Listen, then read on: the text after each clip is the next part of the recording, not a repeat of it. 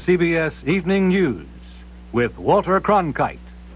Good evening. The Iran crisis took two new twists today. In a move that could upset the timetable on United Nations action, Iran replaced its foreign minister, possibly because he planned to attend Saturday night's Security Council meeting. And it became apparent that the departure of the deposed Shah from a New York hospital might be imminent. In Tehran, Tom Fenton has this report. Abul Hassan Bani Saad may have lost his job in a dispute over whether Iran should participate in the Security Council debate. He had planned to go to New York, but last night, Iran's de facto ruler, Ayatollah Khomeini, announced that he rejected the idea of a Security Council debate. Bani Saad will retain his other job as Minister of Economic Affairs and Finance. His replacement, Sadek Gotsadeh, director of the State Radio and Television, is a longtime confidant of Khomeini and was his representative in Europe during Khomeini's long exile. Gotsadeh said tonight he had not decided whether he would go to the United Nations. Like Bani Saad, he's considered one of the moderate members of the ruling Revolutionary Council. And today there were signs that the Council is looking for a way out of the confrontation with the United States. One of the key members of the Council described the holding of the American hostages as a political problem which should have a political solution. Ayatollah Beheshti, leader of the Council's hardline religious faction, adopted a distinctly moderate line in an interview with foreign newsmen. Asked what would be done to the hostages if the Shah is not returned to Iran, Beheshti said they would be divided into two groups, those who are not spies and those on whom there is evidence of spying. One should be done only according to the political circumstances, and the other something more. At any rate, there may be some political solution for the both groups.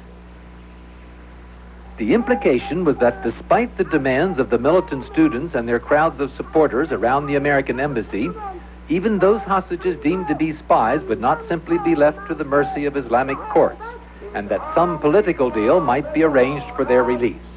To help prove to the world their case against the Shah, Iranian officials continued to sift through bank records today looking for transactions that would support their charges of massive corruption in royal circles. Government officials also gave foreign newsmen a tour of the Shah's Niavaran Palace to show the deposed monarch's opulent lifestyle. It's now a cold and empty palace, a sad place. The solid gold telephones are silent, waiting, like the rest of the Shah's possessions, to be catalogued as museum pieces. Tom Fenton, CBS News, Tehran. Our United Nations correspondent, Richard C. Hodelet, reports that Security Council members agree with the United States that the scheduled Saturday night meeting should be held whether or not an Iranian delegate shows up. The central figure in the hostage drama, of course, is the deposed Shah. The militants seized the embassy in protest to his admission to the United States for medical treatment. In New York, a hospital report said today the only medical obstacle now to the Shah's discharge is removal of a tube from his bile duct, a simple procedure. The report suggests that he may leave at almost any time now. CBS News was told, however, that his departure definitely would not come tonight. In Mexico City, a spokesman for the Shah said he will return to his exile residence in Cuernavaca.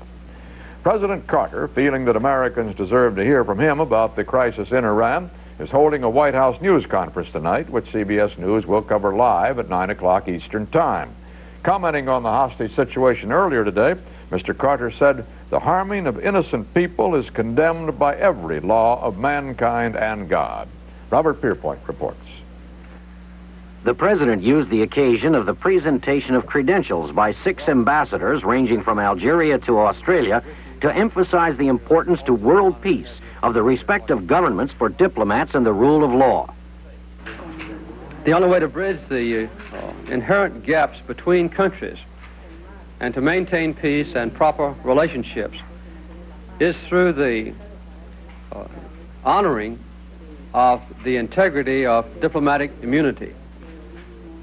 The tragedy of the occurrences in Iran is that in a departure from accepted custom and tradition down to the centuries, in this instance, the government itself has both condoned and encouraged the seizure of an American embassy and our personnel through mob violence and through terrorism. The White House has undertaken a nationwide campaign for backing of the president's handling of the hostages issue. Press Secretary Jody Powell has sent out 7,500 mailgrams and letters to news organizations around the nation declaring, quote, "It is of overriding importance that Iranian authorities understand that Americans are united in their determination not to yield to blackmail and in the demand for the safe return of the hostages." The message asks that news organizations support the ringing of church bells at noon and the writing of letters to the Iranian mission at the United Nations. Reaction of news executives around the country has been tepid. One said it will go on his desk along with piles of other letters suggesting solutions to the Iran crisis. Another pointed out that ringing church bells and writing letters probably won't affect Khomeini much, but it may help defuse the mounting public frustration over the need to do something to help the hostages. Robert Pierpoint, CBS News at the White House. Back in Iran, the training of a people's army is well underway, as Don Cladstrip reports. This is Shemron College in Tehran, a teacher's college by reputation, but something much different these days. These days, Shemron College is also a training base for students who want to learn about guns. This class is in response to Ayatollah Khomeini's command that all Iranian civilians must learn how to use weapons and know how to defend themselves against American imperialism. Instructors are actually students who picked up their knowledge of weaponry during bloody street battles against the Shah. Eventually, if Ayatollah Khomeini's order is followed to the letter, the job of teaching will be taken over by military experts. Barracks and army bases throughout the country reportedly will be open to the public, to anyone who wants to learn how to fight. Anytime U.S. gonna attack to Iran, we are ready for that. And all of this, maybe 25 million people they're ready for, die. Do you really think the United States would ever attack Iran? Sure. We know. Honestly? Yeah, because they have been doing it in Vietnam. They have been all over in Palestine. We see it every day. Iranian television is now carrying programs on the use of weapons, on how to load a rifle, how to shoot a pistol, how to throw a grenade. With Iran's military, since the revolution's still in disarray, many here are impressed with Khomeini's idea. But the concept of an armed population is not new. In remote mountain and desert regions of the country are vigilante units, young revolutionaries like these who were filmed last spring, who've been training for possible conflict against the West for many months. Except for their loyalty to Khomeini, these groups have little in common and often are at odds with each other. Through his call to the masses, the Ayatollah hopes to bring these forces under control. It may be that what is happening here is nothing more than a reflex, something that will disappear as the revolutionary turmoil subsides. Ayatollah Khomeini, however, says everyone must know how to use weapons. As long as he calls the shots, classes like this are likely to continue. Don Cladstrip, CBS News, Tehran. Suits were filed on 2 continents today seeking personal and government fortunes of the Shah's regime and its successor. Morgan Guarantee obtained a West German court order to attach Iran's holdings in a huge German conglomerate to satisfy $40 million in outstanding loans. In New York, Iran filed a state court civil suit against the Shah, claiming $20 billion in allegedly embezzled funds and $56.5 billion more in compensatory damages.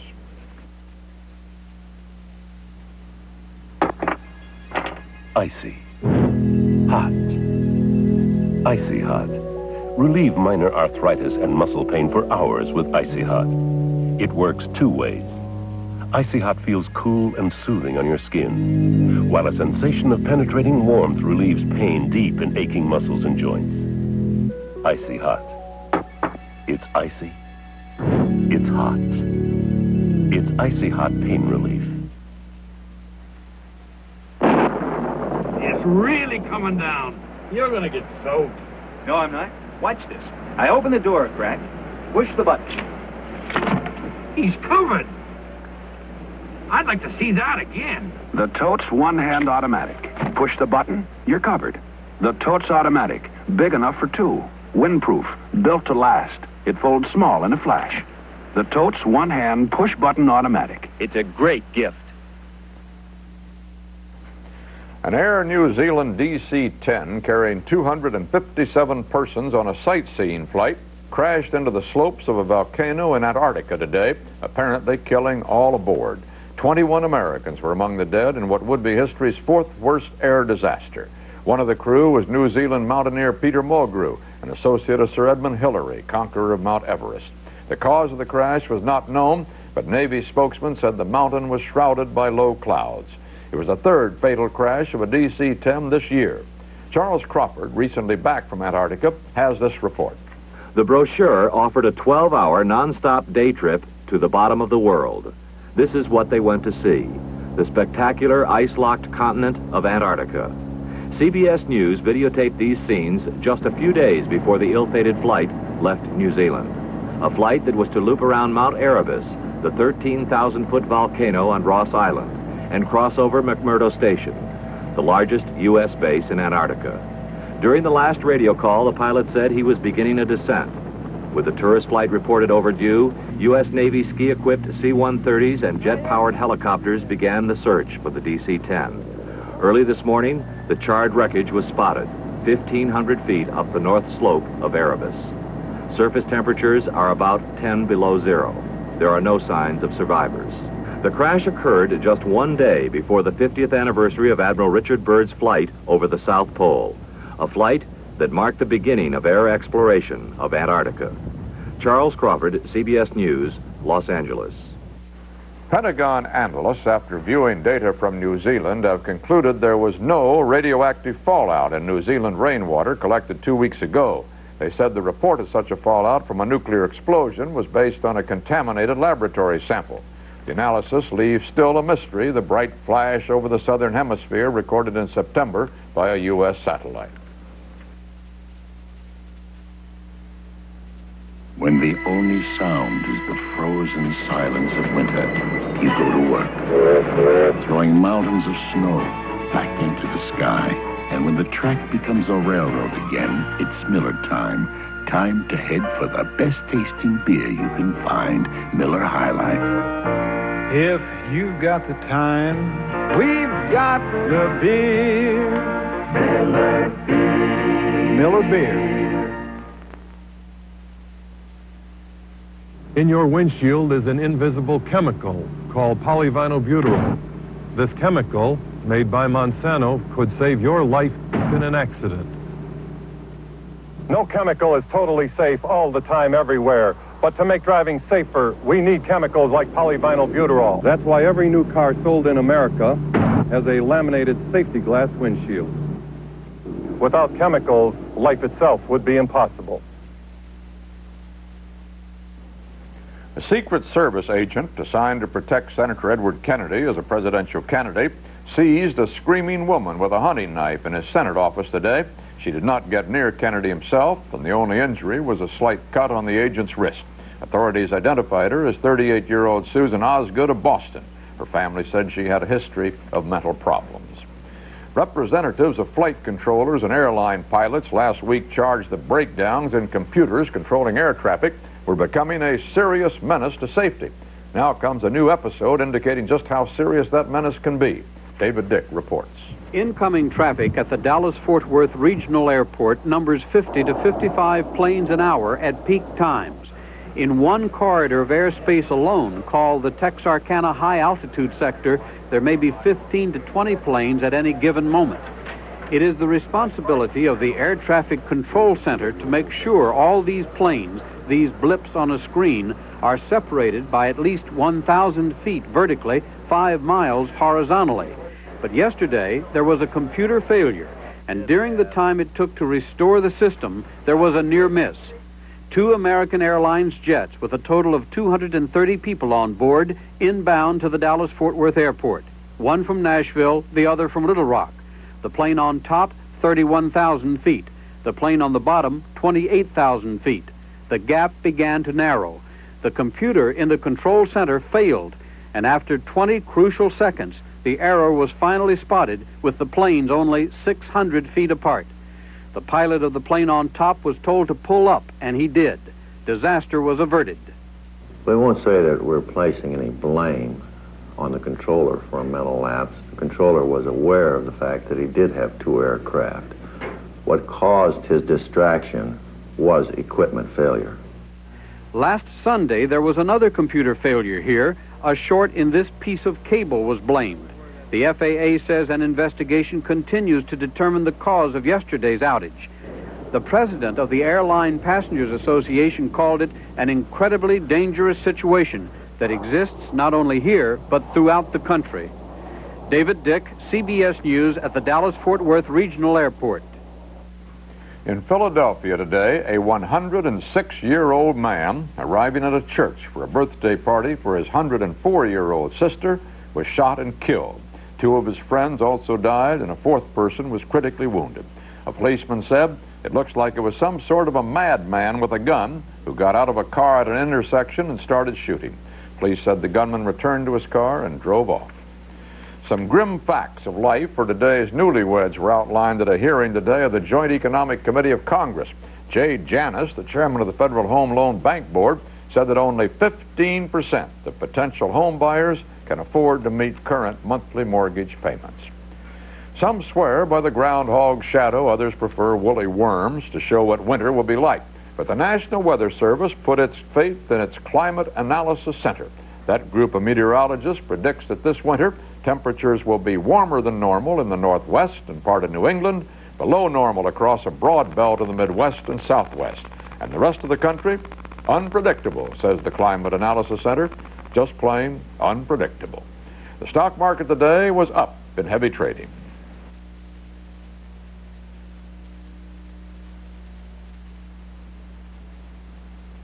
How are we coming, dear? Just fine. Darn these hands. Your minor arthritis pain is acting up. What this pain needs is Bayer aspirin, 100% pure pain reliever, 100% pure aspirin. And remember, for arthritis pain, doctors recommend aspirin 4-to-1 over any other non-prescription medication. Honey, you look terrific. For hours of relief, Bayer aspirin, 100% pure pain reliever for arthritis pain. Jim, Jan, what's your dream? To sail the tropic seas. To dance under a tropic moon. Then use your clout. Master charge. Get away. Get around. Get together. You've got the clout.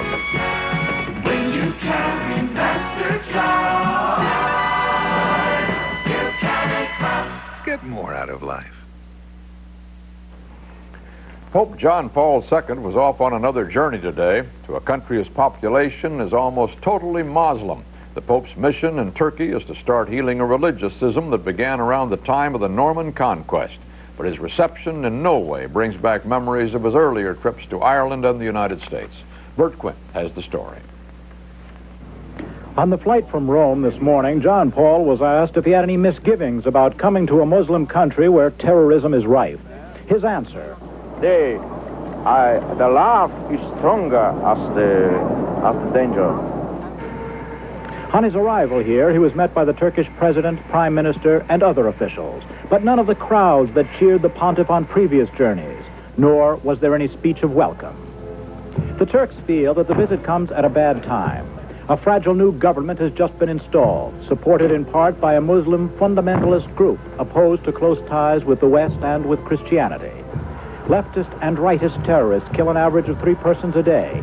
And a letter to a newspaper from a known assassin who escaped from jail the other day carried this threat: if the Pope comes here, I will kill him. Asked by reporters today if he thought events in Iran could lead to a new Muslim-Christian holy war, John Paul replied, "Let us pray to God that will not happen." But the Turks, officially pro-Western, secular, and tolerant of all religions, are afraid that the papal visit could aggravate religious tension here. This afternoon, he paid the customary courtesy call on the Turkish president. But the person he really has come to see is the Patriarch of Constantinople, the city that is now Istanbul. The Patriarch is the leader of perhaps 150 million members of the Eastern Orthodox Church, which separated from the Roman Catholic Church in 1054, largely because it disagreed with the doctrine of papal supremacy. John Paul will go to Istanbul tomorrow to see the Patriarch, a gesture aimed at helping bring eventual reunification of the two churches. Bert Quinn, CBS News, Ankara. The Parliament of the Soviet Union, the Supreme Soviet, met today and heard more bad news about the country's economy, especially in energy production. President Brezhnev attended but did not speak. But other officials implied that industrial production goals for next year will not be met. One minister said oil and coal production was way off target and that energy conservation must be given top priority. The Soviet passed a budget that provides more money for energy exploration and slightly less for military spending than last year. It is commonly believed the budget covers only a fraction of real Soviet military spending. Suspected leftist guerrillas today kidnapped the South African ambassador to El Salvador outside his embassy in South Salvador. No shots were fired and no group has claimed responsibility for the abduction.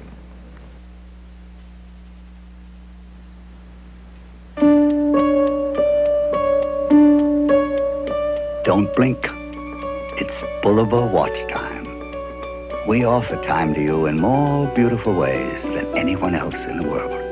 In fact, when this commercial is over, there will still be over 500 different Boulevard watches that you haven't seen. That's, oops, you blinked, Boulevard Watch Time.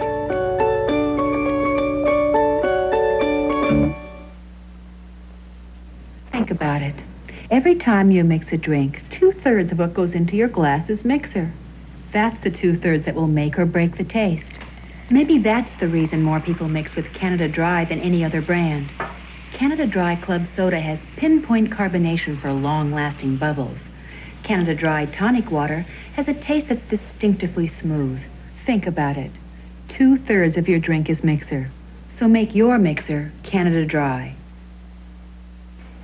Repair work began today inside the Grand Mosque in Mecca to restore parts of the shrine damaged during last week's attack by radical Muslim gunmen. Even as repairs were carried out and the marble floors cleaned and polished, Saudi troops were still tracking down a handful of gunmen holding out in tunnels under the mosque. The first hint that casualties might have been heavy came today when a Saudi army officer acknowledged that many of his soldiers had been killed by snipers inside the shrine. There was a celebration today in a small town in Arkansas for one of the Americans released from Iran, but as John Sheehan notes, you couldn't exactly call it a victory celebration. They closed the schools in Earl, Arkansas, and called for the release of the remaining hostages in Iran. But it was a festive day in Earl, population 3,600, 60% black, a day to celebrate the safe return of a local son, Marine Sergeant Liddell Maples, one of the 13 hostages released from the besieged embassy in Tehran. Maples told us President Carter's description of how the hostages are allegedly being maltreated and prevented from bathing is different from his experience. I'm not contradicting Mr. Carter. Let me say that. But while I was there, I was able to take a shower. They issued out toothbrushes. I wasn't able to change clothes, but I was able to take a shower and, things like that. For the hometown parade on Liddell Maples' day, former Marine Lieutenant Bill Rogers lent his Corvette convertible. He was later criticized by a neighbor for letting blacks drive his car. Sergeant Maples refuses to explain how he happened to sign a petition asking the U.S. government to return the Shah to Iran, but some local people agree with him. I tell you, if it take that to save our people, I'm in favor of him going back. Liddell Maples had been an embassy guard in Iran for only 3 weeks. He said that he and several other Marines were unable to help defend the American compound because they were assigned billets across the street and were not allowed to take their weapons with them.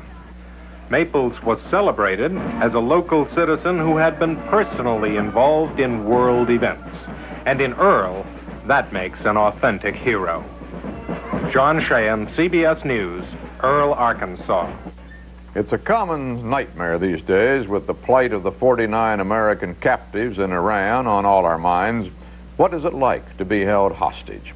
Experts say no one can imagine who hasn't experienced the terror, and no one who's experienced it can ever forget.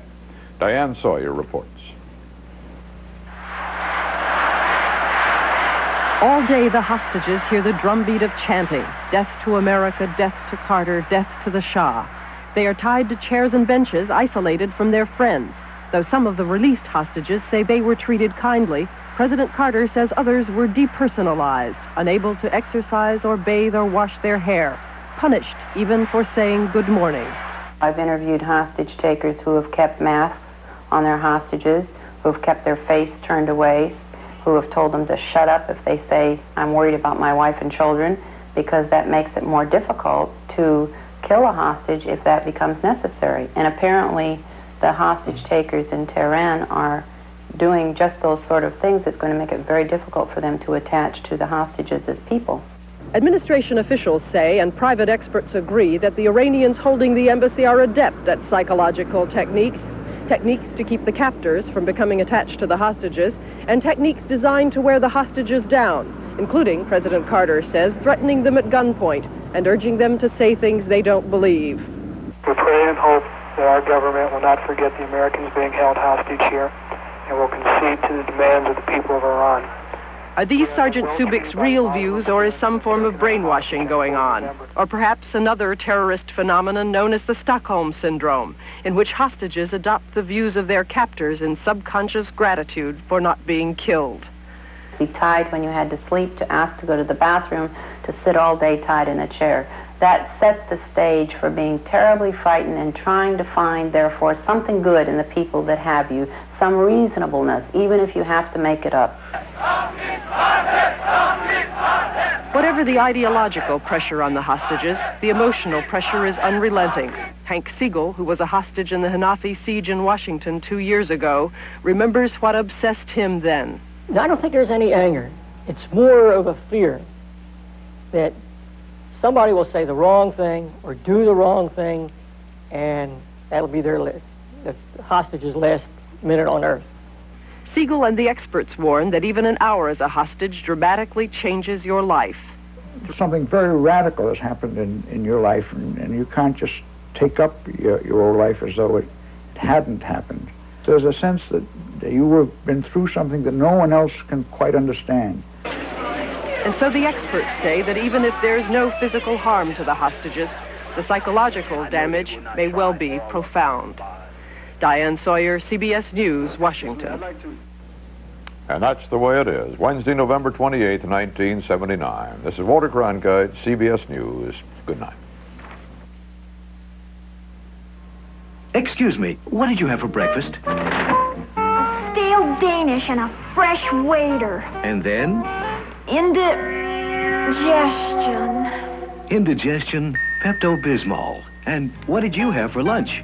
Sticky spaghetti, warm beer, and cold coffee. And then? Indigestion. Indigestion, Pepto-Bismol. It coats, soothes, relieves. Singer sewing machines have made great gifts for over 100 Christmases because they're the perfect gift at the perfect price. And this year, more than ever, because Singer prices are down. For instance, you could give someone this Touchtronic 2000 memory machine for $250 less than it would have cost a year ago. That means you'll have enough left over to give a Singer machine to someone else. The Singer store where saving is always in style. This has been the CBS Evening News with Walter Cronkite. Tonight at 11:30 Eastern Time, Roger Mudd anchors a CBS News special report on tonight's presidential press conference. I'm Bob Schieffer. There will no doubt be additional developments on the story in Iran overnight. We'll have the latest from Tehran and from the State Department in Washington here on Thursday morning. Tomorrow on CBS. Good evening.